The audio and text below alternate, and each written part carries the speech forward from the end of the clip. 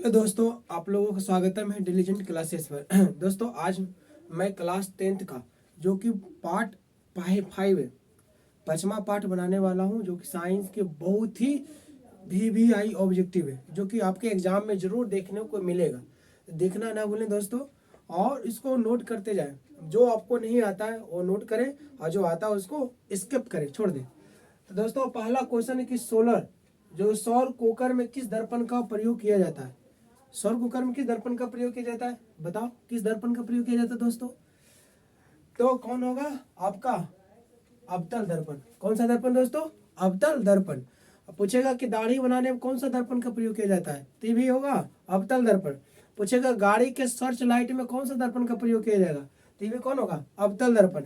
अगर ये पूछ दे कि गाड़ी के साइड मिरर में कौन सा दर्पण का प्रयोग किया जाएगा, तो उत्तल दर्पण होगा दोस्तों, और बाकी सब अवतल दर्पण होगा। ठीक है दोस्तों।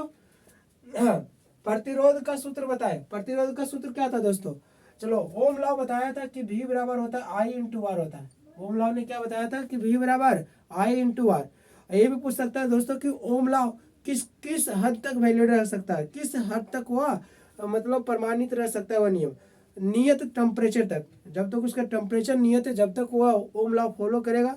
और बाकी जैसे उसका टेम्परेचर में बदलाव आ जाएगा तो ओम लॉ को फॉलो नहीं करेगा। तो ये सूत्र दिया था ओम लॉ बराबर दिया था कि V बराबर I इंटू आर, जहाँ I तुम्हारा करंट है और R प्रतिरोध है। तो R बराबर यहाँ से क्या हो जाएगा दोस्तों? सूत्र V यानी मल्टीप्लाई में डिवाइड में हो जाएगा तो V बटे I। तो I बराबर क्या होगा? V बटे I, जो कि आपका ऑप्शन सी में। R बराबर V बटे I। चुंबकीय क्षेत्र का एसआई मात्रक क्या होता है? चुंबकीय क्षेत्र का एसआई मात्रक क्या होता है? चुंबकीय क्षेत्र का एसआई मात्रक होता है टेस्ला। तस्ला नहीं दोस्तों, टेस्ला। कौन है? टेस्ला होता है। अब वेबर पूछ देगा, वेबर किसका होता है? तो चुंबकीय फ्लक्स के होता है। वेबर किसका होता है दोस्तों? चुंबकीय फ्लक्स के होता है। विद्युत चुंबक बनाने के लिए किस किस पदार्थ का प्रयोग किया जाता है? विद्युत चुंबक बनाने के लिए किस पदार्थ का प्रयोग किया जाता है? तो दोस्तों, विद्युत चुंबक बनाने के लिए नर्म लोहा, विद्युत चुंबक बनाने के लिए नर्म लोहा का प्रयोग किया जाता है। यानी कि तुम्हारा नर्म लोहा इसमें दिया नहीं ऑप्शन दोस्तों, यानी कि नर्म लोहा। विद्युत चुंबक बनाने के लिए नर्म लोहा का प्रयोग किया जाता है। और अस्थाई चुंबक पूछ सकता है कि अस्थाई चुंबक बनाने के लिए किस पदार्थ का प्रयोग किया जाता है? अस्थाई चुंबक बनाने के लिए इस्पात, जिसे बोलते हैं स्टील। दोस्तों, आसानी से याद रखने के लिए अस्थाई अस्टील। देखो, अस्थाई लिखते हैं कैसे दोस्तों? यहाँ पर देख सकते हैं कि अस्थाई अस्थाई, तो अस्थाई हो गया अस्थाई, असे अस्टील हो जाएगा। अस्थाई और असे अस्टील। और पूछेगा विद्युत चुंबक बनाने के लिए, तो विद्युत चुंबक बनाने के लिए नर्म लोहा, कच्चा लोहा यानी सॉफ्ट आयरन का प्रयोग किया जाता है। निम्नलिखित में से कौन सा ऊर्जा अनवीकरणीय स्रोत है? निम्नलिखित में से कौन सा ऊर्जा अनवीकरणीय स्रोत है दोस्तों? तो निम्नलिखित में कौन सा ऊर्जा अनवीकरणीय स्रोत बताओ? कोयला ना। नवीकरणीय ऊर्जा उस ऊर्जा कहते हैं जिसे एक बार प्रयोग करने पर दोबारा भी प्रयोग कर सकते हैं। तो ये अगर कोयला के एक बार खत्म प्रयोग कर लिया तो दोबारा करेगा ना? पेट्रोलियम भी ना होगा, नन ऑफ दीज नहीं। तो कौन होगा तुम्हारा? जैव मात्रा, जो जिसमें जैव मात्रा में तुम्हारा सूर्य प्रकाश आ सकता है, सूर्य प्रकाश भी आ सकता है। नरौरा नरौरा नरौरा जो नाभिकीय विद्युत संयंत्र किस राज्य में स्थित है? नरौरा जो नाभिकीय विद्युत संयंत्र किस राज्य में स्थित है दोस्तों? महाराष्ट्र में। किसमें? महाराष्ट्र में। इन धनुष बनाने का परिघटना किस पर आधारित है?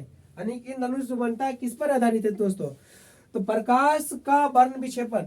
कौन सा दोस्तों? प्रकाश का वर्ण विक्षेपण। इंद्रधनुष दो प्रकार का होता है, एक प्राथमिक इंद्रधनुष होता है, द्वितीयक इंद्रधनुष होता है। प्राथमिक इंद्रधनुष में एक बार पुनः परिवर्तन, एक बार अपवर्तन होता है, और द्वितीयक इंद्रधनुष में दो बार पुनः परिवर्तन, दो बार अपवर्तन होता है। प्रकाश का कहाँ गया? टूथपेस्ट, जो टूथपेस्ट होता है जो हम लोग ब्रश करते हैं, कॉलगेट से बोलते हैं। तो कॉलगेट कैसा होता है बताओ? अम्लीय, क्षारीय कि उदासीन? जब कॉलगेट लेते हुए कभी गलती से तुम्हारा मुंह में चला जाता है तो बहुत कड़वा नहीं लगने लगता है। तो तुम्हारा जो टूथपेस्ट है दोस्तों वो हमेशा क्या रहेगा? क्षारीय। जो खाने में कड़वा लगे उसे बोलते हैं क्षारीय, और जो खाने में खट्टा जैसा लगे उसे अम्लीय बोलते हैं। अमोनिया क्लोराइड का जलीय विलयन कैसा होता है? अमोनिया क्लोराइड का जलीय विलयन कैसा होता है दोस्तों?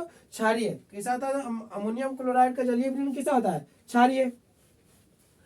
और जेडीएन CuSO4 जो कि बनाया JdNSO4 प्लस Cu, जेडीएन plus CuSO4, JdNSO4 plus Cu। बताओ कि कैसा विक्रिया, रासायनिक विक्रिया।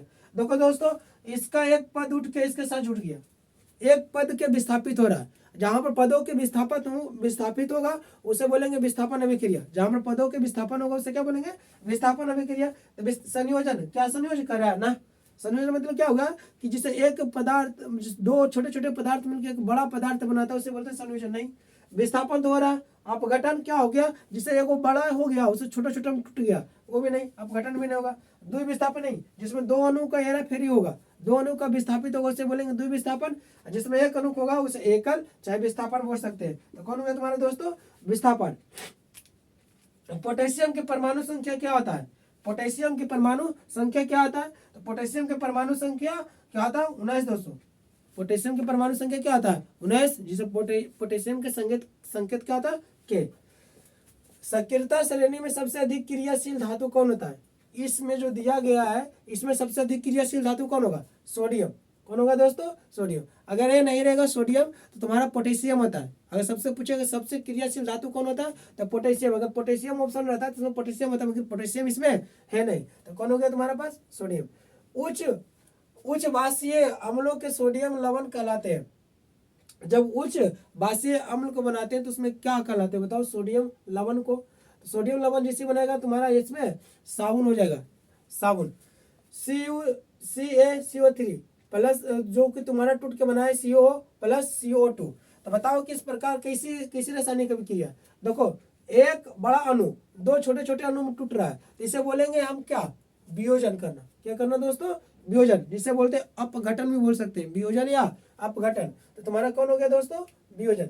पूछेगा CO3 किसका रासायनिक सूत्र होता है, संगमरमर दोस्तों, किसका, संगमरमर। इसे बोल सकते हैं खड़िया चौक भी, ये खड़िया चौक की भी होता है और संगमरमर दोनों को होता है। निम्नलिखित में से कौन सा सबसे कम क्रियाशील धातु अभिक्रियाशील धातु है। देखो दोस्तों, क्रियाशील धातु अभिक्रियाशील धातु दोनों में डिफरेंस होता है, ठीक है। जो कि ऑक्सीजन से तुरंत अभिक्रियाशील कर ले, जल के मतलब जल जाए। अभिक्रियाशील धातु जिसमें तुम्हारा जंग न लगे, जंग जिसमें जल्दी लग जाता है उसे अभिक्रियाशील धातु होता है। तो इसमें कम अभिक्रियाशील धातु किसमें, सर जिसमें जंग लग जाता है, मतलब जो जंग लगे, इसमें सबसे ज्यादा किसमें जल्दी जंग लग जाता है बताओ, एल्युमिनियम में नहीं। एल्युमिनियम के बर्तन बनाते हैं उसमें जंग नहीं लगता है ज्यादा जल्दी। जिंक का नहीं लगता है।